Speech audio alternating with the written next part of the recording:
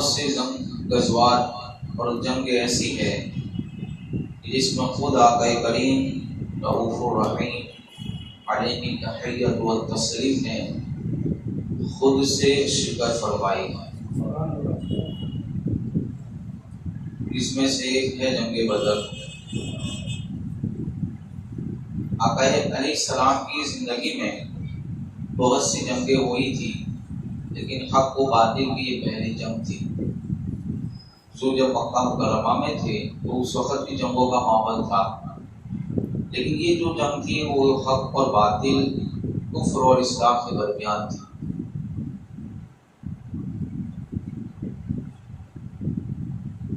جنگ بدر کے اسباب کیا ہے، اس کا سبب کیا تھا کہ آخر یہ جنگ کیوں ہوئی؟ حضور علیہ السلام نے ہجرت فرما کے جیسے مکہ مکرمہ سے مدینہ منورہ آئے، اسلام پھیل رہا تھا اور لوگ دامن اسلام میں پناہ لے رہے تھے.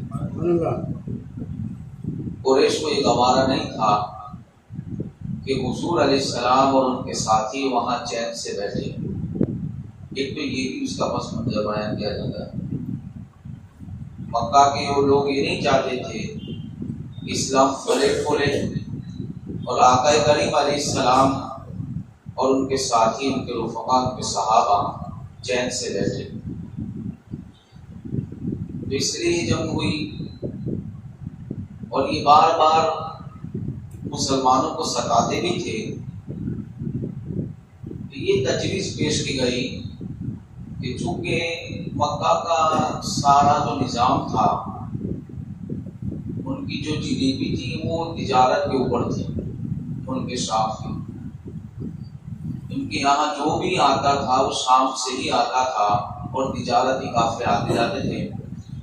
ان کی فائنانشلی جو چیز تھی وہ مکہ سے لے کر شام تک کی، یعنی وہ تجارت کا معاملات تھے. حضور علیہ السلام نے کہا کہ ہم کے تجارت کے قافلوں کو روکتے ہیں، اگر ہم انہیں روکیں گے تو شاید یہ لوگ باز آ جائیں کہ ہمیں ستانا چھوڑ دیں، وہ اپنے راستے ہم اپنے راستے رہیں گے. یہ تجویز کی گئی. ابو جہل نے یہ کیا تھا اور اس کی کمپنی نے کہ ہم اپنے مکہ کے جتنے لوگ ہیں ان کا تجارتی مال شام بیچتے ہیں اور اس سے جو بھی منافع آئے گا ہم اس منافع کے ذریعے مسلمانوں سے جنگ کریں گے. جنگوں کے آغاز آپ کی تاریخ میں وہ سب انہی کی طرف سے ہوئے،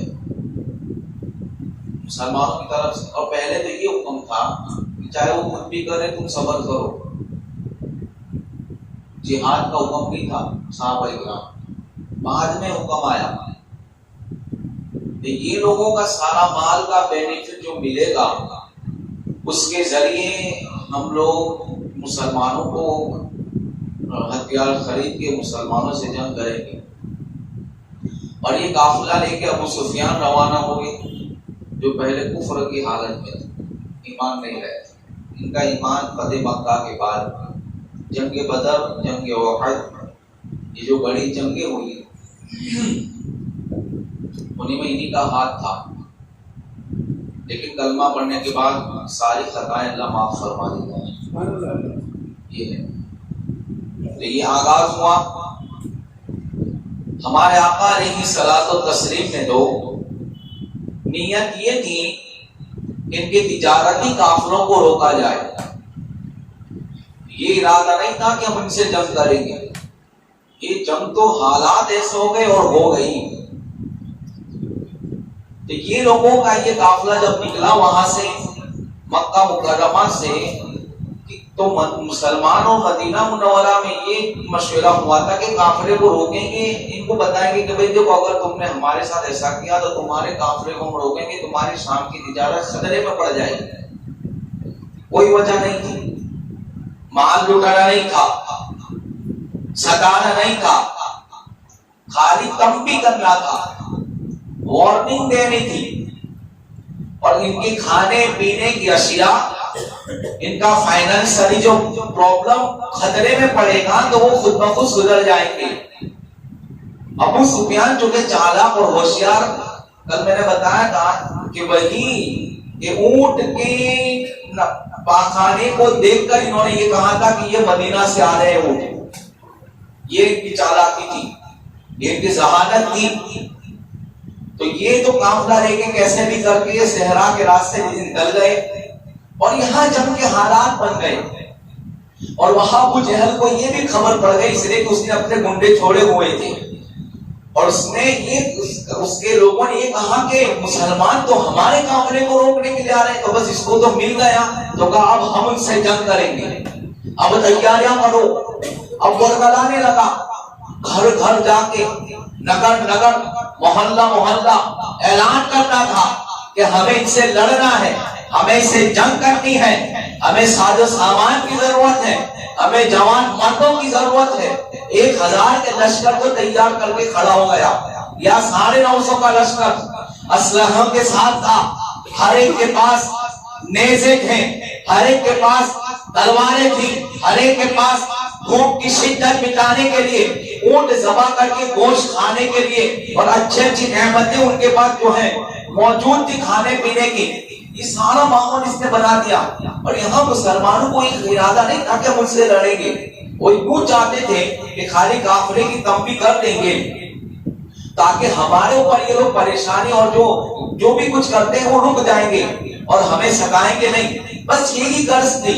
اور انہوں نے تو تیاریاں شروع کر دی. یہ قافلہ بھی وہاں پہنچ گیا، جنگ کے میدان کی تیاریاں، جو نہیں آ رہا تھا اسے نکال رہے تھے. اور تعجب کی بات یہ ہے کہ بلال حبشی کو جو ستاتا تھا امیہ بن خلف، اس کے پاس گئے، کہا چلو ہمیں جنگ کرنی ہے. تو یہ بھی تیار ہو گیا. اس کی بیوی کہنے لگی تمہیں کوئی بات یاد ہے؟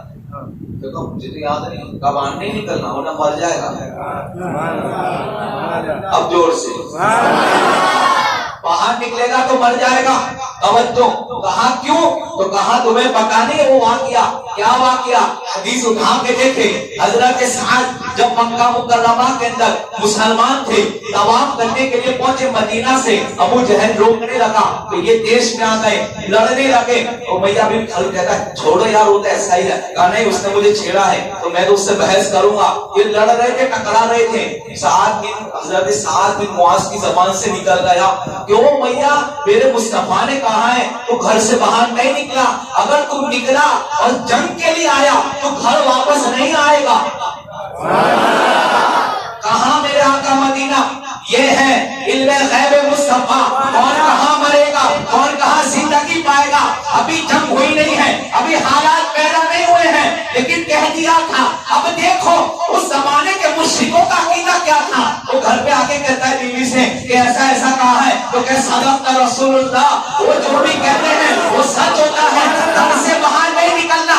اب دیکھو تو ذرا کہ اس زمانے کے مشرکوں کا عقیدہ یہ تھا کہ حضور کو غیب ہوتا ہے اور آپ مسلمان ہو کے نہیں مان رہا ہے. آج سوچو فکر کرنی چاہیے کہ اس زمانے کے اندر بھی مصطفیٰ جان رحمت کو مکہ کے مشرکین صادق الوعد الامین کہتے تھے اور ان پہ غیب مصطفیٰ کو تسلیم کر دیتے تھے.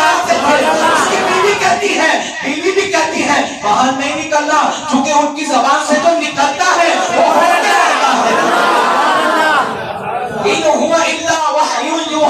جو زبان حال سے نکلے، مصطفیٰ کی زبان سے نکلے، وہ تقدیر بن جاتی ہے. ہم تقدیر کے لیے ہاتھ اٹھاتے ہیں، مصطفیٰ کے جملے تقدیر بن جایا.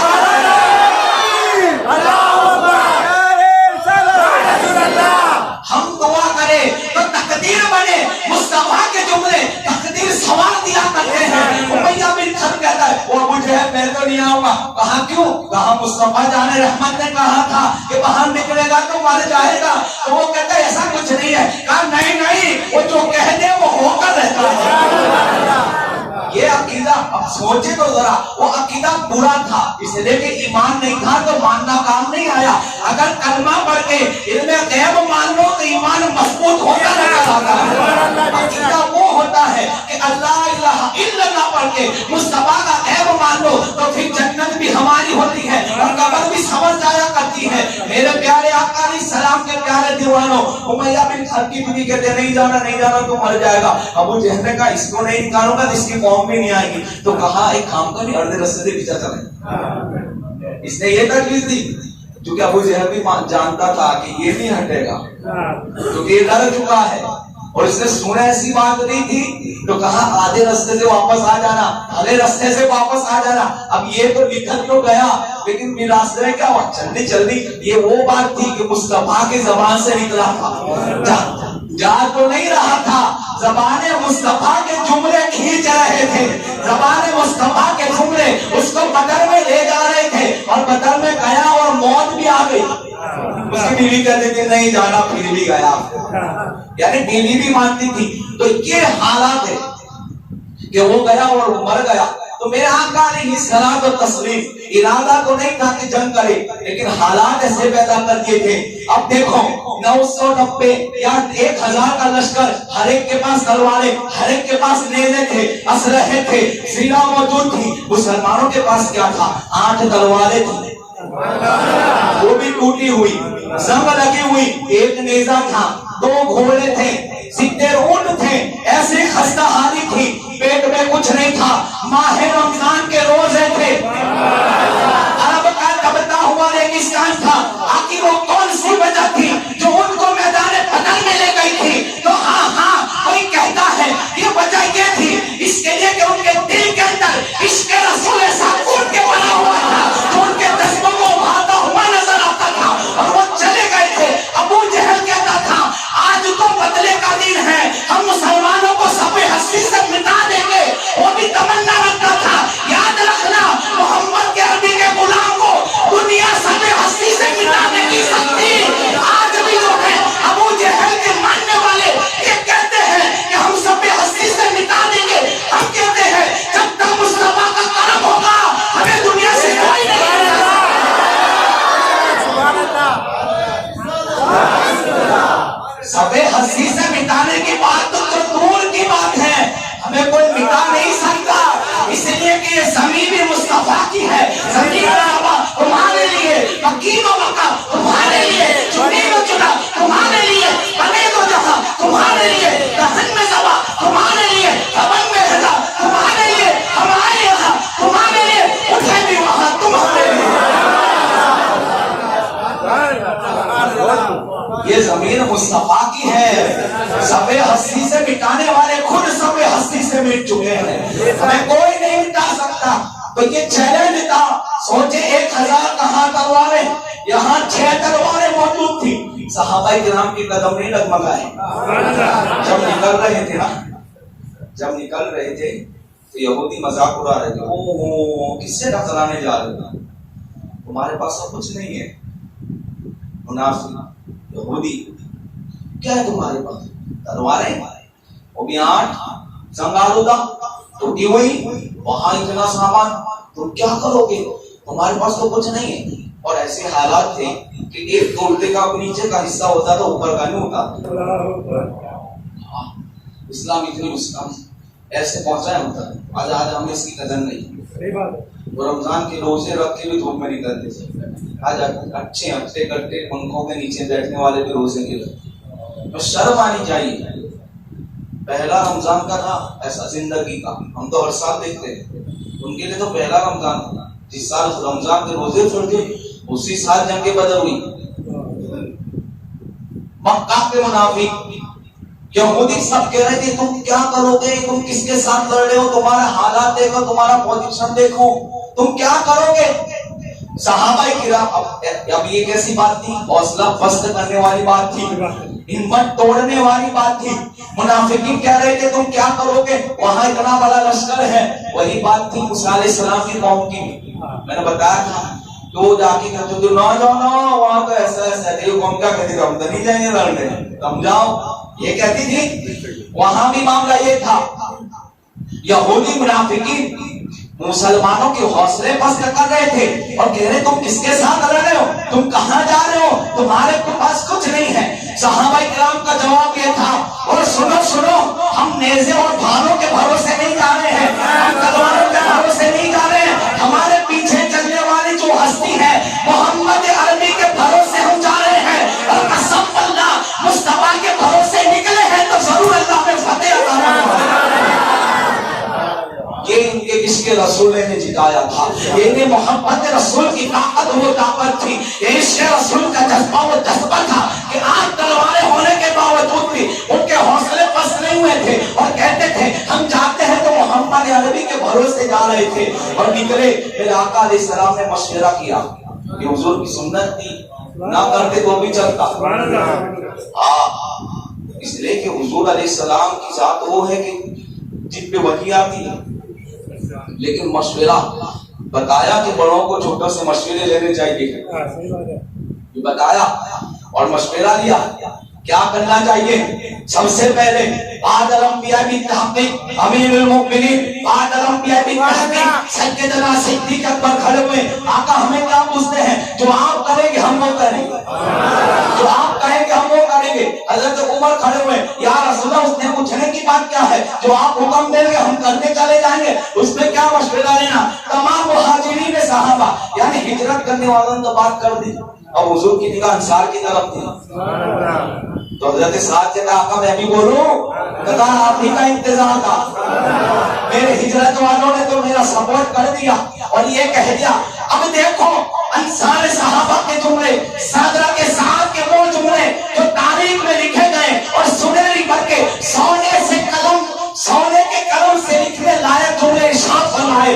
فرمایا یا رسول اللہ ہمیں پوچھتے ہیں کیا کرنا ہے. آپ یہ کہہ رہا کہ بنی اسرائیلوں کی طرح کہ یہ کہیں گے آپ لڑے اور آپ کا خدا لڑے.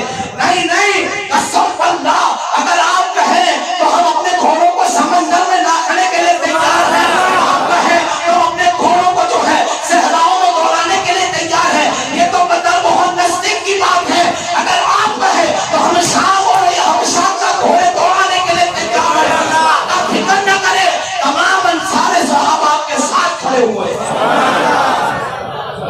میرے آقا اتنا مسکرائے کہ ڈانٹ نظر آنے لگا. یہ تقریر سن کے اتنا مسکرائے کہ حضور کے چہرے, صحابہ فرماتے حضور کے اوپر نیچے کے دانت ملتے تھے. حضور جب مسکراتے تھے تو اس میں سے بھی ایسے نور نکلتا اور نور جا کے دیواروں پہ چمکتا تھا. یہ شان رسالت ہے. تو میرے آقا اتنے مسکرائے. حضرت سعد کو انعام کیا ملا آپ کو بتائیں. حضور کو خالی خوش کر دیا, اس کا انعام سنیں.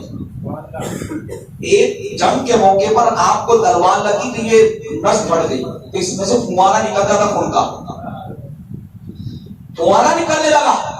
دعا کی یا اللہ جب تک یہودیوں کو نیست نابود کرنا کر دوں میری موت نہ آئے. جیسے ہی یہ جملے نکلے خون بند ہو گیا. ایسا لگتا تھا کہ کبھی کچھ ہوا ہی نہیں ہے. پھر لڑے اور زخمی ہو گئے. میرے آقا نے کہا میرے ساتھ کا خیمہ مسجد نبوی شریف کے گیٹ کے سامنے کھڑا کر دو. کہا آقا کیوں؟ کہا میں روزانہ آتے جاتے میرے ساتھ کی خبر پوچھوں گا کیسے ہو. اللہ اکبر. اگر بیمار حضور کا نام لے لے تو بیماری اچھا ہو جائے. خود شفا کھانا گھر آ گئے, یہ پوچھے کیسے ہو تو شان والے ساتھ کی شان کا عالم کیا ہوگا. میرے مصطفیٰ کہتے ہیں میں ان کی روز خبر لوں گا. اور جب انتقال کا وقت قریب آیا تو حضور نے خود اپنا گود میں ان کے سر کو رکھا تھا. یہ حضور کو خوش کرنے کا جو ہے انعام عطا فرمایا میرے مصطفیٰ نے. گود میں رکھا سر کو اور حضور نے ایسے دبایا اور ایسی حالت میں حضرت کے ساتھ کا انتقال ہوا. ایسی موت کسے ملے.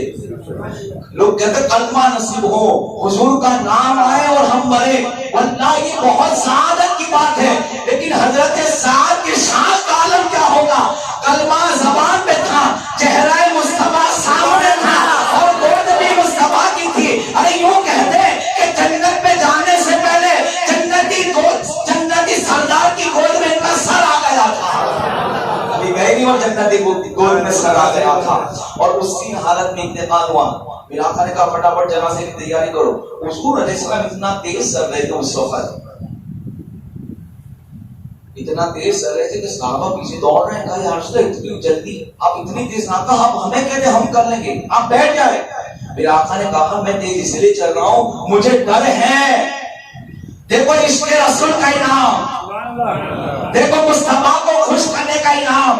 کہا آقا نے کہ اگر میں جلدی نہ گیا تو ان کے جنازے کو فرشتے آسمان میں لے جائیں اور وہاں سب ہو جائے گا جنازہ بھی, اس لیے جلدی کرو. اور حضور ایسے چل رہے. فرمایا تمہیں پتا ہے میرے ساتھ کے جنازے میں 70,000 فرشتے اتر کے آئے ہیں. بخاری کے اندر 70,000 فرشتوں کا مجمع تھا سجدہ ساتھ کے جنازے میں، شان سے لے جائے گا کہ آقا علیہ السلام کے غلاموں کی شان. انہوں نے ایسی تقریر کی، کوئی کچھ کہہ رہا تھا، حضور مسکرائے رہے تھے کہ ہاں میرے دیوانے تو تیار ہے. اب کتنے تھے؟ 313. 313. یہ آنکڑا وہ آنکڑا ہے کہ اگر ان کے وسیلے سے دعائیں مانگو تو اللہ قبول فرماتا ہے.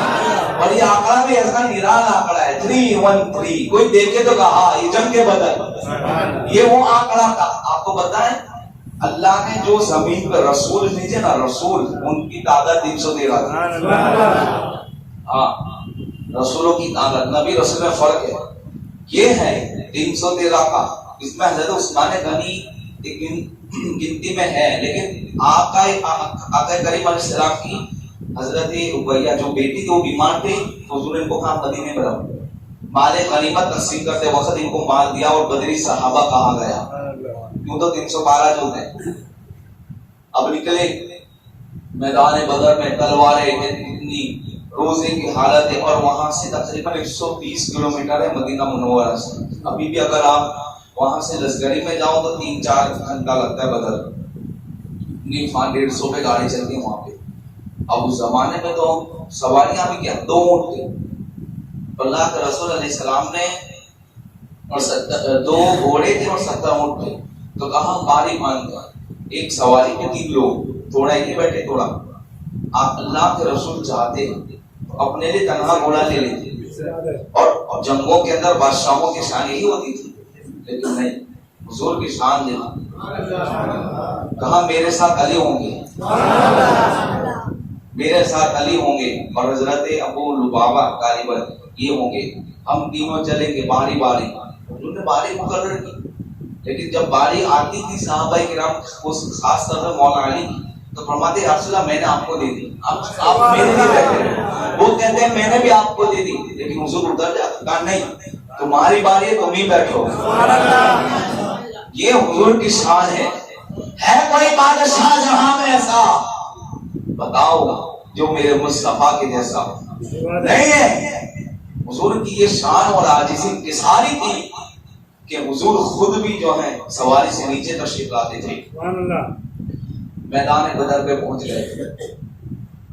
میدان بدر میں جہاں پہنچے تو پیر ٹھس رہے تھے، تو پھر دعا کی تو اللہ نے بارش نازل فرمائی، چھما چھم بارش ہونے لگی. جہاں کفاروں کے خیمے تھے وہاں کیچڑ ہو گیا، جہاں مسلمانوں کے خیمے تھے وہاں زمین جم گئی. یعنی اب تک تو پیر ٹھس رہے تھے، اب ٹھسیں گے نہیں بلکہ آرام سے وہاں چل پھر سکتے. اللہ نے ایسی بارش کا بھی اہتمام فرمایا، اور مسلمانوں نے سب سے پہلے وہاں کے کنویں پہ قبضہ کر لیا. مشرکین جب پینے آتے تھے تو صحابہ کہتے تھے ان کو نہیں پینے دینا، حضور کہتے پینے دو. واہ کیا جود و کرم ہے شہ بدہا تیرا، نہیں سنتا کہ نہیں ماننے والا تیرا. یہ ہے ہم مسائل فلا تنہر. اے محبوب اگر آپ کی بارگاہ میں کوئی سائل ہے تو اسے واپس نہ بھیجو. پھر ایک آدمی آیا پینے کے لیے تو اس نے کہا اس کو نہیں پینے دینا. توجہ بڑی پیاری بات، ان کو نہیں پینے دینا. کہا یا رسول ابھی تو آپ کہہ رہے تھے کہ سب کو پینے دینا ہے، اور اب کہہ رہے کہ ان کو نہیں پینے دینا، آخر وجہ کیا ہے؟ کہا نہیں ان کو نہیں پینے دینا، ان کو واپس کر دیا گیا. حضور علیہ السلام نے رات سے پردہ اٹھایا، کہا وہ میرے صحابہ تمہیں پتا ہے جس نے یہاں سے پانی پیا نا وہ شہید مر جائے گا، قتل ہو جائے گا. اور ان کو میں نے اس کے لیے پینے نہیں دیا کہ یہ مرنے نہیں دے مشرکین کو طرف. کیوں؟ اس لیے کہ وہ کلمہ پڑھنے والے ہیں، وہ ایمان لانے والے ہیں. اگر وہ بھی پانی پی لیتے تو وہ بھی قتل ہو جاتے اور مشرکوں کی طرف سے ہو جاتے. یہ پانی نہ پینے دینے کی وجہ یہ تھی کہ ان کو نہ پینے دیا جائے. اور یہ تاریخ گواہ ہے، صحابہ کرام عین شاہد ہیں. فرماتے ہیں کہ مصطفیٰ نے کہا تھا تو وہ کلمہ پڑھ کے اسلام لائے، منصب صحابت کا فائز ہوئے. جنگ کا نقشہ، اللہ اکبر.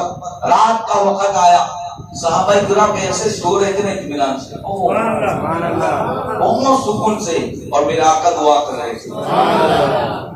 ایک مورخ نے بڑی پیاری بات لکھی. کیا لکھا معلوم؟ حضور علیہ السلام کیوں آرام نہیں کر رہے تھے؟ تھکان تو سب کو تھی. صحابہ کرام سو رہے تھے بے فکر، تو فرمایا وہ تقدیر ہے امت کی، تقدیر جاگ رہی تھی، جب تقدیر جاگے گی تو فائدہ ہمیں ہی ہوگا۔ دیکھیے عشق کی باتیں مورخین نے ایسے لکھ دیا، وہ ایسی بات نہیں ہے، لیکن یوں کہا اور ایک حقیقت نظر نہیں آتی۔ حضور کیوں جاتے تھے اللہ کی بارگاہ میں دعا کرنے؟ میرے مصطفیٰ کی وہ رکھے تنگے دعا اور جملے کے تھے، اللہ یہ میری جمع پوجی ہے، میری محنت لے کے آیا ہوں، اگر یہ میری محنت کو ختم کر دیا گیا کافروں کی طرف سے تو تیرا نام لینے والا زمین پہ کہیں نہیں ہوگا۔ اے اللہ طائف کی باتوں کے پتھر کھانا، مکہ کے کافروں کے ظلم اور پریشانیوں کو برداشت کرنا، وہاں سے گزرنا، راہوں سے کانٹوں کی گزرنا، یہ محنتیں کر کے یہ 313 کی جمع پوجی یہاں لے کے آیا ہو، اے اللہ تو ان کی مدد کرنا۔ حضور اتنا رو رہے تھے، میرے مصطفیٰ کی دعا کی عالم یہ تھا، صدیق اکبر کی آنکھ کھل گئی، اللہ اکبر، حضور اتنی دعا کر رہے تھے کہ آپ کی چادر کھسک کے زمین پہ آ گئی۔ میرے آقا کے سیدنا صدیق اکبر حضور کی چادر مبارکہ کو کاندھے مبارک پہ رکھتے تھے، کہتے تھے آقا اٹھ جائیے نا، آقا سر اٹھائیے نا، اس لیے کہ اللہ آپ کے ساتھ ہے، اللہ آپ کو ضرور کامیابی عطا فرمائے گا، تسلی دے رہے تھے۔ شان تو دیکھو کہ غار ثور کا واقعہ تھا کہ جب ابو بکر صدیق کہہ رہے تھے آقا کافر آ گئے، تو میرے آقا کہتے ہو ابو بکر صبر کرو اللہ ہمارے ساتھ ہے، اور بدر کا موقع تھا تو میرے مصطفیٰ سے صدیق کہہ رہے تھے آقا اٹھائیے نا سر، اللہ آپ کو ضرور کامیابی عطا فرمائے گا۔ میرے مصطفیٰ کی دعائیں ہو رہی تھی، اللہ اکبر، صبح کا سورج نکل گیا، جنگ کے لیے سامنے سامنے دونوں میدان سجے ہیں۔ لیکن ایک بات اور عرض کر دوں، ابو جہل نے رات میں بھیجا دیکھنے اور کتنے آدمی لے کے آئے، وہ آیا دیکھنے کے لیے تو دیکھ کے واپس گیا، ابو جہل کو کہنے لگا ان کے پاس تو خالی 8 تلواریں ہیں، 300 لوگ ہیں، اس میں سے کچھ بوڑھے ہیں کچھ بچے ہیں، کوئی سامان نہیں ہے۔ تو ابو جہل ہنس کے کہنے لگا ان کو تو ہم باندھ کے اونٹوں پہ لے جائیں گے، یہ جملے تھے اس کے۔ ابو جہل تکبر اور غرور میں کہہ رہا تھا کہ ان کو تو ہم باندھ کے مکہ لے جائیں گے، ان سے کیا لڑنا ہے، ان کے پاس ہے کیا؟ تو وہ کہتا ہے صبر کر صبر، سن تو ذرا، وہ ایسے سو رہے ہیں، وہ عبادت ایسے کر رہے ہیں، ان کے حوصلے ایسے ہیں، تو غلط فہمی میں نہ رہنا، جب صبح کا میدان ہوگا مجھے یقین ہے کہ یہ تم پہ غالب آ جائیں گے۔ ایسا کہہ رہے ہیں تو کہاں تو کیا مطلب باندھ کے لے جائیں گے، اس کے اندر علی بھی ہے، حمزہ بھی ہے، اللہ کا شیر بھی اندر موجود ہے، تو ان کو ہرا نہیں سکتا ہے۔ ابو جہل ٹھنڈا ہو گیا، وہ کہا کل تک تو یہی کہہ رہا تھا، تو کہا ٹھیک ہے کل کی بات دیکھی جائے گی۔ اللہ کے رسول علیہ السلام میدان بدر میں رات میں نکلے، نشان لگایا، یہاں ابو جہل پڑے گا، یہاں عتبہ مرے گا، یہاں شیبہ مرے گا، یہاں یہ مرے گا۔ لوگ کہتے کل کی خبر نہیں ہے، یہ کیا تھا؟ موت کس کے ہاتھ میں ہے؟ قدرت کے ہاتھ میں ہے، لیکن قدرت نے مصطفیٰ کو بتایا تھا محبوب تیرا علم غیب وہ ہے جو میں نے عطا کیا ہے، میرے مصطفیٰ نے نشانیاں لگائی تھی کہ یہ یہاں مریں گے۔ ابو جہل جب مرا نا تو اس کو پتا ہے کہ نشانی لگائی تھی، تو کھسکتا کہ زیادہ دور چلا گیا، پھر آپ نے نشانی لے لیا۔ خدا کا کرنا وہ کہ جہاں وہ کھسکتے گیا وہیں اس کے نشان، وہیں اس کا نشان تھا۔ دیکھیے یہ حضور کی شان تھی۔ اب میدان بدر کا نکارہ بج گیا، حضور نے صف آرائی کر دی، صفوں کو سیدھا کیا۔ حضرت اسود تھوڑی ہیلپ کی اور ان کا پیٹ تھوڑا باہر تھا، حضور نے ایسی چھڑی لگائی کہا لائن میں کھڑے رہو، تو انہوں نے کہا یا رسول اللہ آپ نے مجھے چھڑی لگائی، میں بدلا ہوں گا۔ صحابہ حیران پریشان یہ کیا کہہ رہا ہوں، اور اس بات کو سیرت کی کتابوں کی میں نے جتنی کتابیں پڑھی ہر کتاب میں یہ واقعہ لکھا ہے، ہر کتاب میں اس کو لکھا ہے، کہا میں آپ سے بدلا لوں گا۔ صحابہ کرام کے لیے کیا کر رہے ہیں آپ، حیران پریشان۔ تو کہا حضور نے کہا لے لو لے لو، مطلب قریب آئے، کہا یا رسول اللہ آپ اپنا کرتا مبارک اٹھایا اور حضور سے چمٹ گئی۔ کہا یا رسول اللہ بدلے سے مراد یہ تھی کہ اب جنگ کا میدان ہے، اب میری کبھی بھی موت آ سکتی ہے، اور میں چاہتا ہوں کہ آپ کے جسم سے میرا جسم ٹچ ہو جائے۔ یہ ٹچ کرنا کیا تھا، یہ بتا رہے تھے کہ برکت حاصل کر لو، اور جس چیز کو مصطفیٰ ہاتھ لگا دے جہنم کی اسے چھو نہیں سکتی ہے۔ اس لیے تو میدان مکہ کے اندر کعبے کے بت اتارنے کی بات ہے، حضور نے کیا کہا تھا کہ میں ہاتھ نہیں لگاؤں گا، علی تم اتارو. یہ وجہ یہی تھی، اس کا ریزن یہی تھا. اور انہوں نے اس طرح صحابہ کرام خوش ہو گئے کہ یہ تو وہ بات تھی. اب جنگ کا میدان ہے، سامنے مکہ کے کافر ہیں، یہاں مسلمان ہیں، وہاں ہر طرح کے اسلحے ہیں، یہاں خالی ہاتھ تلواریں ہیں. میدان میں اترا اتبا شیبہ تین کھڑے ہو گئے جوان اور پھٹے کٹے مشرقین مکہ کی طرف، اور کہنے لگے ہے کوئی ہمارے مقابلے میں آنے والا؟ تو انصار کے 3 صحابہ اترے. وہ کہنے لگا تم کون ہو؟ کہا ہم مدینہ کے رہنے والے. کہا ہمارا اور تمہارا کوئی مطلب نہیں ہے، تم واپس جاؤ، ہمیں تو ہجرت کرنے والوں سے لڑنا ہے. حضور نے کہا ٹھیک ہے واپس آ جاؤ.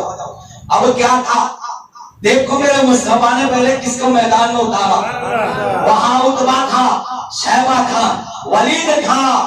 تو میرے آقا علیہ السلام نے سب سے پہلے کہا علی تو اتر جا میدان میں. حیدر کرار شیر خدا سب سے پہلے میدان بدر میں. پھر کس کو اتارا؟ کہا میرا بھی شیر اور خدا کا بھی شیر، اور حضرت امیر حمزہ کو اتارا. یہ دونوں کی عمر 32، ان کی 35، ان کی 30 تھی. اور ایک اترے 80 سال کے حضرت عبیدہ. کتنی سال کے؟ 80 سال کی عمر تھی. سوچو 80 سال کی عمر کے اندر یہ جذبہ عشق تھا کہ جو ان کو میدان بدر تک لے کے آتا ہے. بلکہ آپ کو بتاؤں چھوٹے چھوٹے بچے بھی آئے تھے بدر میں. تو حضور نے کہا بچوں کا کام نہیں کر جاؤ. تو ایسے بچوں کے بل کھڑے ہوتے تھے، یہ ہائٹ بتا رہے دیکھیے. اس لیے کہتا ہوں مسجدوں سے بچوں کو باہر نہ نکالو، یہ ہمارا سرمایہ ہے، سرمایہ. ان کو مسجدوں میں رہنے دو، انہیں تقریریں سننے دو تاکہ ان کا اسلام اور ایمان مضبوط ہو. ضرورت ہے چھوٹے بچوں کو ایسے قصے کہانیاں بتاؤ اسلام کیا ہے. یہ بدر کی جنگ بننے کا مقصد یہ تو نہیں کہ تھوڑا انجوائے، نہیں، یہ حقیقت بتا رہا ہوں کہ اسلام کیسے پھیلا ہے. کبھی ہم پہ بھی وقت آئے گا. یہ جواب مردی دکھانے کا مقصد یہ ہے کہ وہ صحابہ کرام نے بھی اللہ کے بھروسے اٹھائی دی اور وہاں نکلے ہوئے تھے. اب یہ سب کھڑے ہوئے ہیں. 80 سال کے حضرت ابودا علی اترے میدان میں، ان کے سامنے اتبا آیا. اب یہ لڑ رہے. مولا علی نے کیسا وار مارتے تھے؟ ان کی تلوار اٹھانے کی سٹائل الگ تھی، وہ بھی ایک طریقہ ہوتا ہے. اللہ اکبر. اچھا اس نے لوکھن کا سارا پہنا ہوا تھا، ٹوپی زیرہ پورا لوکھن کا پہنا ہوا تھا. علی نے ایسی ایک تلوار اٹھا کے ماری کہ اس کے 2 ٹکڑے کر دیے.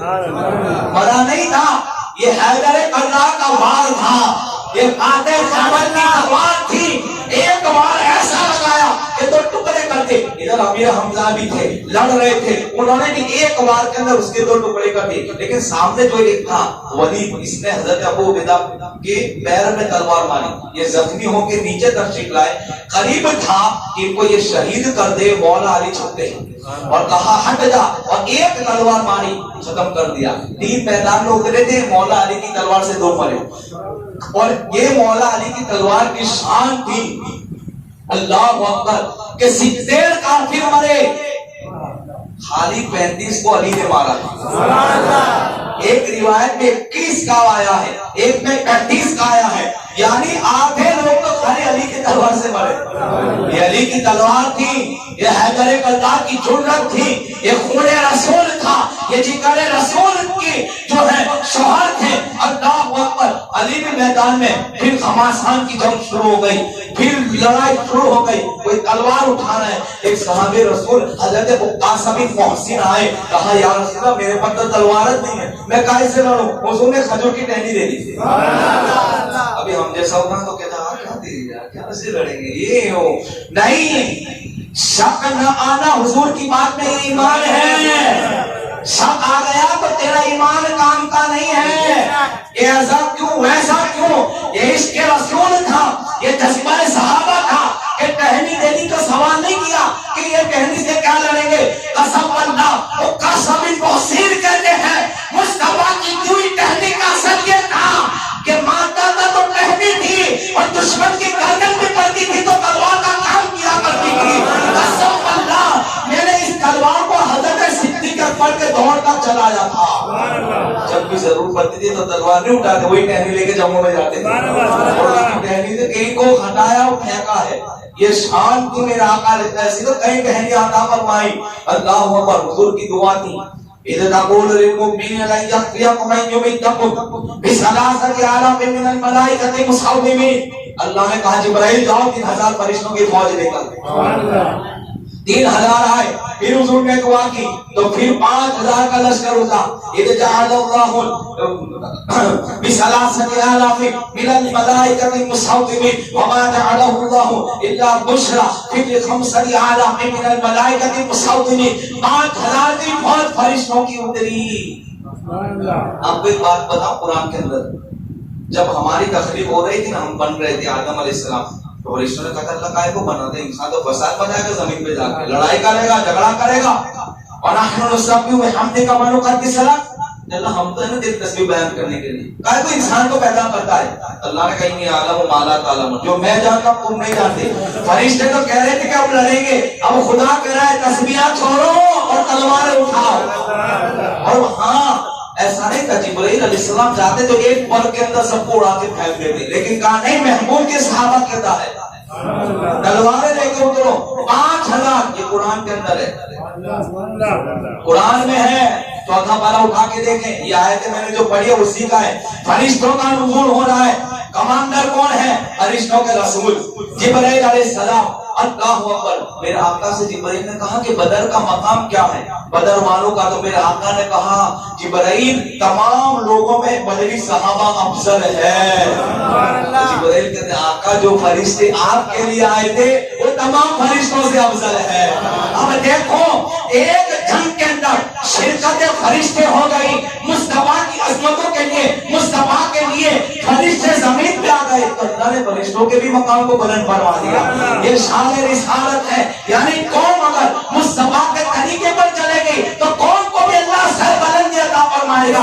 ضرورت ہے مصطفیٰ کے طریقے کو اپنانے کی. اگر مصطفیٰ کا طریقہ چھوڑ دیا تو ہم ختم اور برباد ہو جائیں گے. اس لیے علامہ اقبال نے کہا تھا طریقہ مصطفیٰ چھوڑنا وجہ بربادی ہے.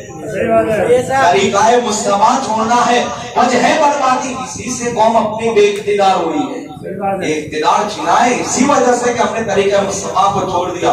اب دیکھو فرشتوں کو اللہ نے کہا کہ جبرائیل کہتے ہیں کہ تمام فرشتوں میں افضل وہ ہیں جو زمین پہ آئے تھے. جب فرشتے زمین پہ اترے نا، آج بھی وہاں جہاں اترتے تھے نا تو وہاں ایک پہاڑ ہے، اس پہاڑ کو فرشتوں کی اترنے کی جگہ جبل الملائکہ کہا، فرشتوں کا پہاڑ آج بھی ہے وہاں پیلا. تو گنگنانے کی آواز آ رہی تھی، تمام صحابہ دیکھ رہے کہ یہ کیا ہے. میرے آقا کہتے ہیں فکر نہ کرو، اللہ نے ہماری مدد کے لیے 5000 کو بھیجا. 5000 فرشتے. اور یہ حقیقت ہے ایک جو پہلے مشرکوں کی طرف سے جو بات نہیں مان رہے وہ کہتے ہیں کہ میں نے دیکھا کہ میں بھاگ رہا تھا تو ایک گھوڑے سوار آیا جو ہوا میں اڑ رہا تھا اور کتنا خوبصورت. ہم نے کہا یہ کون سی دنیا کا؟ وہ یوں کہہ رہے تھے اور اس نے مجھے باندھ دیا اور پھر دیکھا تو غائب. صحابہ کرام آئے اس کو کس نے باندھا؟ تو وہ کہہ رہا تھا کیا معلوم کوئی آیا تھا باندھ کے چلا گیا. تو جب یہ واقعہ حضور کو بتایا تو آقا فرماتے ہیں اصل میں یہ فرشتہ تھا جو تجھے پکڑنے کے لیے آیا تھا. صحابہ خود فرماتے ہیں کہ کافروں کے چہروں پہ تماچوں کے اور ڈنڈیوں کے نشان تھے. یہ کس نے مارے تھے؟ فرشتوں نے مارے تھے. ہاں. اور یہ بھی بتایا کہ صحابہ کرام فرماتے ہیں کہ جب ہم دیکھتے تھے کہ ہم مارے اس سے پہلے کافر مر جاتا تھا، گردن اترتی تھی. یہ کیا تھا؟ یہ فرشتوں کی مدد تھی. یہ فرشتوں کی مدد تھی. تمام فرشتے زمین پہ خماسان کی جنگ ہوئی. ابو جہل کو کس نے مارا؟ 14 اور 1 کی عمر تھی 13. معاذ اور معوذ حضرت عبد الرحمن بن عوف کے پاس آ کے کہتے ہیں چچا جان ابو جہل اس میں کون ہے؟ یہ پہچانتے نہیں تھے. تو کہنے لگے آپ کو کیا کام ہے؟ کہا میرا کام یہ ہے کہ یہ نبی کا گستاخ ہے، آج ہماری تلوار اس کا فیصلہ کرے گی. تم لوگ مارو گے؟ کہا ہاں ہم ماریں گے. 13 اور 14 سال کی عمر تھی. تاریخ میں ان کے نام ہے معاذ اور معوذ.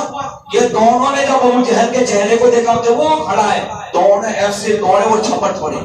ابو جہل کو ایسی تلوار ماری تھی کہ اس کا پیر ہے نا، سیرت نگاروں نے لکھا کہ گٹھلی کے اوپر ہم پتھر مارو تو کیسے اچھلتی ہے، اس کا پیر ایسے اچھل کے پڑا تھا. کیسی تلوار ماری ہوگی. 14 سال کی عمر ہے اور ایک کی 13 سال کی عمر ہے. کہا میرے مصطفیٰ کو یہ گالیاں دیتا تھا مکہ میں اور شیطان چھپتے اور اس کا کام تمام کر دیا. ابو جہل کا بیٹا اکرمہ بعد میں صحابی رسول بنے، ایمان لائے. تو جو کہ ابھی تک ڈیفینس میں وہاں ہے، تو ہاتھ حضرت معاذ کے ہاتھ کے اوپر ایسی تلوار ماری کہ ہاتھ لٹک گئے، پھر بھی لڑ رہے ہیں۔ اللہ اکبر! آپ کو اگر ہمیں کچھ لگ بھی جائے تو ہم 10 منٹ ویسے بیٹھ جائیں۔ کیا حوصلہ تھا! میں یہ کہتا ہوں کہ کیا تھا ان کے اندر؟ محبت رسول تھی، دین کی محبت تھی، اسلام کی محبت تھی کہ ہاتھ لٹک رہا ہے 13 سال کے بچے کا، 25 سال اور 30 سال کی بات نہیں کر رہا ہوں، 13-14 سال کا بچہ 8ویں 9ویں پڑھنے والے بچے کی عمر اتنی ہوتی ہے کہ ہاتھ لٹک رہا ہے، لڑ رہے ہاتھ نیچے آ رہا تھا، تو سوچا کہ ہاتھ گدنا کاٹ کے بیٹھتا ہوں، پیروں میں دبا کے کھینچنا ہے، اور پھینک دیا، وہ کہا مجھے سکون مل گیا، ایک ہاتھ سے لڑ رہے ہیں۔ کیا شان تھی! میں سوچتا ہوں کتنی قربانیاں، یہ ہے اسلام۔ میں اس لیے کہتا ہوں کہ ہماری مسجدوں کی نمازوں کی قدر کرو، یہ ہے اسلام۔ ہم تو رمضانی مسلمان بنتے ہیں، آج تمہیں کوئی نہیں کہہ رہا ہے کہ اسلام کے لیے تم اتنی قربانیاں دو۔ اسلام تمہارے پاس وقت مانگ رہا ہے، اسلام تمہارے پاس قربانی یہ مانگ رہا ہے کہ تمہارے تن پہ اسلام ہونا چاہیے، تمہاری مسجدیں آباد ہونی چاہیے۔ یہ مسجدوں کی بنیاد ہے کہ آج ہماری مسجدوں کے اوپر حملے ہو رہے ہیں، یہ مسجدوں کی بنیاد ہے۔ مسلمان کا دوست اور جذبہ اس کی جگہ، اگر کوئی مسجد کی بے حرمتی کرتا ہے غلط ہے، لیکن تم بھی کون سی مسجد کی عزت کرتے ہو؟ تم مسجدوں کو بنیاد کرتے ہو، تم عزت کرتے ہو؟ ہماری قوم کا حال ہے کہ جیسا بھی عید کا چاند دکھے گا تو ڈھونڈنا پڑے گا کہاں ہے نماز مسلمان، یہ ہمارا حال ہے۔ خدا کا صحابہ کرام کی قربانیوں کو دیکھو کہ ہاتھ کاٹ کے پھینک دیا 13 سال کے بچے نے، کس کے لیے؟ دین کی خاطر، کہ مصطفیٰ کے دین کو تقویت مل جائے۔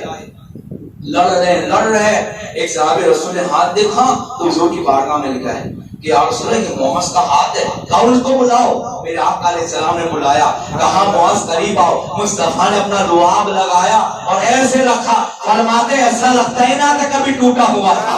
یہ لعاب کی طاقت تھی، یہ شان رسالت ہے۔ ارے پر ان کے نام پہ قربانی تو دیکھ کے دیکھیں، پھر ان کے طرف سے انعامات کی چھما چھم بارش سے کیسی نظر آتی ہے۔ یہ جذبہ عشق رسول کا۔ حضرت قتادہ لڑ رہے تھے، آنکھ میں تیر لگا تو آنکھ کا ڈھیلا لٹکتا تھا، اللہ، آنکھ کا ڈھیلا لٹکتا تھا ایسے۔ کیا کہہ رہا ہوں میں، سمجھ میں آ رہا ہے؟ آنکھ کا ڈھیلا لٹک رہا تھا تو کسی نے کہا نکال دو، تو کہا نکال دیا۔ حضور کی بارگاہ میں گئے، اللہ کے رسول کے لیے جھوپڑی بنائی تھی، حضور کو کہا آپ یہیں بیٹھے آقا، اور یہاں سے خالی ہم پہ نظریں کریں۔ تو گئے لے کر، یا رسول اللہ آنکھ، تو کہا قتادہ صبر کرو تو جنت۔ صحابہ کرام کی دیکھو کیا عشق تھا، آقا صبر کر لیتا ہوں جنت دے دیجیے آپ کے کرم سے، لیکن آنکھ اپنی طرف سے عطا کر دے، صبر سے جنت، آنکھ اپنی طرف سے۔ تو کہا ٹھیک ہے، حضور نے لعاب لگایا۔ لوگ کہتے ہیں نبی تو ہماری طرح ہوتا ہے، اچھا تو جب بھی ہاتھ مات میں آگے رہتا تھوک لگا لو گھر بیٹھ کے، ڈاکٹر کے پاس نہیں جانا ہے، برابر ہے ہماری طرح۔ ارے ہم کہاں اور وہ کہاں، ارے ان کے جانور اور ان کی سواریوں کی برابر بھی ہم نہیں ہو سکتے۔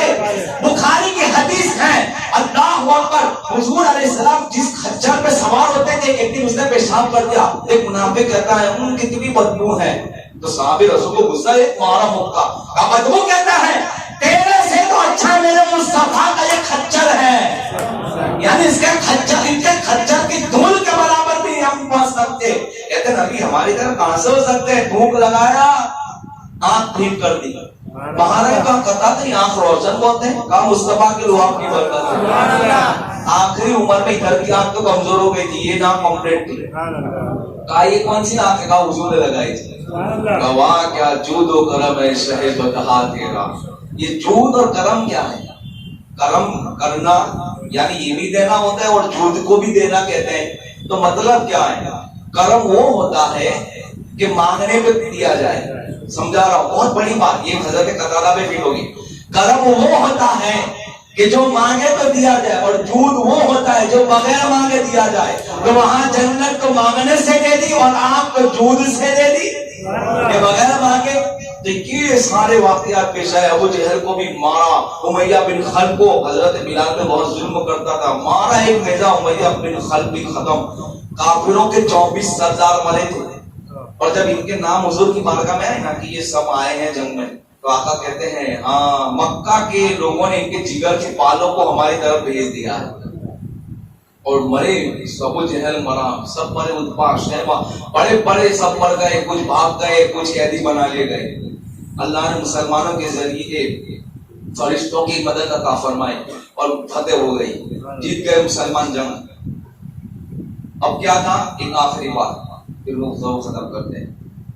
حضور نے نماز پڑھائی میدان جنگ میں، میدان جنگ میں بھی نماز نہیں تھی چھٹتی تھی۔ کوئی تاریخ بتا دو ایسے کہ صحابہ نے میدان جنگ میں نماز نہ پڑھی، تلواریں چلتی تھی تو بھی نماز پڑھتے تھے۔ میں آپ لوگوں کو یہ کیا کہنا چاہ رہا ہوں، سوچو کہ تلواروں میں وہ نماز پڑھتے تھے، آج ہم پنکھے، اے سی، کیا کیا ہے، پھر بھی ہم نماز نہیں پڑھتے۔ سوچو، یہ فکر اور غور کرنے کا مقام ہے۔ حضور نے جماعت سے نماز پڑھائی، اللہ کے رسول مسکرائے، نماز مکمل، صحابہ کے آقا مسکراتے ہیں۔ صحابہ کرام کی توجہ حضور کے چہرے پہ ہوتی تھی۔ تو تم کہتے ہو کہ نبی کا خیال آنے سے نماز نہیں ہوتی، کس عقیدے پر، اور اس کو چھاپ بھی رہے۔ میں کہتا ہوں کہ نمازوں میں خیال مصطفیٰ جب آنے لگتا ہے، نمازوں میں خیال مصطفیٰ جب آنے لگتا ہے، عبادت مصلی مسکراتا ہے، عبادت جھوم جاتی ہے۔ اس لیے کہ جب ہم درود پڑھتے ہیں درود ابراہیم، تو ابراہیم علیہ السلام کا بھی خیال آتا ہے، اور حضور کی آل کا، حضور کا بھی خیال آتا ہے۔ اور شیخ محقق کے اندر اطلاع کی شان فرماتے ہیں کہ جب تم کا السلام علیکم ایھا النبی، تو یوں تصور کرو کہ حضور کو سلام کر رہے ہو، اس لیے کہ تم سلام کرتے ہو، حضور کا وہاں سے جواب آتا ہے۔ یہ اللہ کے رسول سے صحابہ کہنے لگا آقا آپ مسکرائے کیوں تھے؟ تو کہا بات ایسی تھی کہ میں نے آسمان میں دیکھا کہ جبرائیل علیہ السلام دروازے پہ کھڑے ہیں، دیکھو حضور کی نگاہ کہاں ہے۔ یہ تفسیر کے اندر اس کو لکھا گیا ہے۔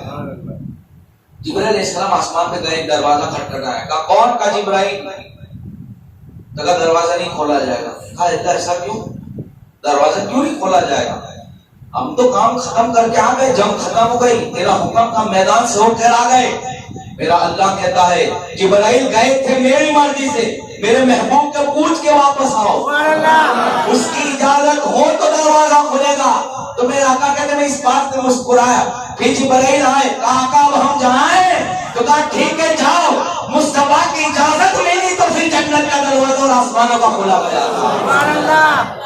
یہ شان رسالت ہے، مقام مصطفیٰ ہے، اس کو سمجھنا ہے تو عشق کی نگاہوں سے سمجھو، عشق کی عقل سے سمجھو، دل میں محبت رسول سے سمجھو تو ساری بات سمجھ میں آتی ہے۔ یہ بدر ہے، اللہ تعالیٰ نے مسلمانوں کو اسی وقت فتح اور نصرت عطا فرمائی، اور مسلمان جو ہے پھر اس کے بعد مدینہ منورہ پہنچے۔ اللہ تعالیٰ ہم سب ان کی برکتوں سے مالا مال فرمائے۔ ایک تو اعلان سماعت فرمائے، بیٹھے رہے۔ پیارے دوستوں، میری آواز کسی تک پہنچے یا نہ پہنچے، کسی کے دل پر اثر کرے یا نہ کرے، میں کوشش کر کے اپنے حصے کا فرض ادا کرتا رہوں گا۔ اگر آپ کو بھی میری کوشش اچھی لگے تو اس پیغام کو اپنے دیگر دوستوں تک فیس بک اور واٹس ایپ کے ذریعے ضرور پہنچائیے گا۔ نیز چینل پر نئے آنے والے دوستوں سے گزارش ہے کہ اگر انہوں نے ابھی تک ہمارے چینل کو سبسکرائب نہیں کیا تو اسے سبسکرائب کرتے ہوئے ساتھ موجود گھنٹی کے بٹن کو بھی دبا دیں، تاکہ ہر نئی آنے والی ویڈیو کی نوٹیفیکیشن باقاعدگی کے ساتھ آپ تک